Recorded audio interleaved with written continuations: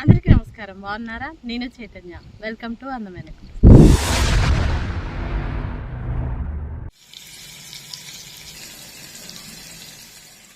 ఈరోజు నేను mushroom fry చేయబోతున్నాను. ముందుగా స్టవ్ వెలిగించుకొని కళాయి పెట్టుకున్నాను. కళాయి వేడెక్కాక 2 స్పూన్ల ఆయిల్ వేసుకున్నాను. ఆయిల్ వేడెక్కాక జీలకర్ర, ఆవాలు వేసుకొని సన్నగా తరుక్కున్న పెద్ద ఉల్లిపాయ వేసుకోవాలి. ఉల్లిపాయ బాగా వేగాలి. ఎందుకంటే మనం ఫ్రై చేస్తున్నాం కదా. కర్రీ అయితే మామూలుగా వేగినా పర్లేదు. ఫ్రై కర్రీలకు ఎప్పుడు కానీ ఉల్లిపాయ బాగా వేగితేనే కూరలు టేస్ట్ ఉంటాయి. అది కొంచెం వేగిన తర్వాత 1 స్పూను అల్లం వెల్లుల్లి పేస్ట్ వేశాను. నేను కొన్ని మష్రూమ్సే తీసుకుంటున్నాను. ఒక ప్యాకెట్ తీసుకున్నాను.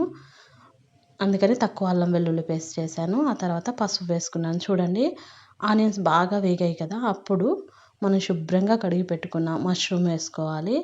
ఈ మష్రూమ్లో వాటర్ వస్తుంది. మనం బాగా కలుపుకొని మూత పెట్టుకొని మగ్గించుకోవాలి. అందులో నుంచి వాటరు వచ్చి అది ఉడికిపోద్ది అన్నట్టు. ఫస్ట్ ఉడికిపోయిన తర్వాత మనం ఫ్రై చేసుకోవాలి. దీన్ని ఈ కర్రీ పేరు ఏంటంటే వెజ్ లివర్ కర్రీ అనొచ్చు. లివర్ ఎవరు తినలేదో వాళ్ళు ఇలా చేసుకొని తినండి, చాలా బాగుంటుంది. మష్రూమ్లో నుంచి వాటర్ రిలీజ్ అయ్యి అది బాగా వేగిన తర్వాత మీ రుచికి తగినంత కారం, సాల్ట్ వేసుకొని బాగా కలుపుకొని మూత పెట్టుకోవాలి. ఇవి బాగా కారం పట్టి చూడండి ఆయిల్ అంతా పైకి తేలింది. అప్పుడు గరం మసాలా వేసుకోవాలి. గరం మసాలా వేసుకొని బాగా కలుపుకొని మూత పెట్టుకోవాలి.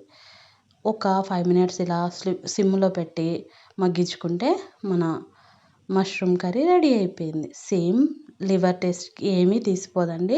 మీరు కూడా ట్రై చేసి ఎలా ఉందో కామెంట్ చేసి చెప్పండి. Thank you.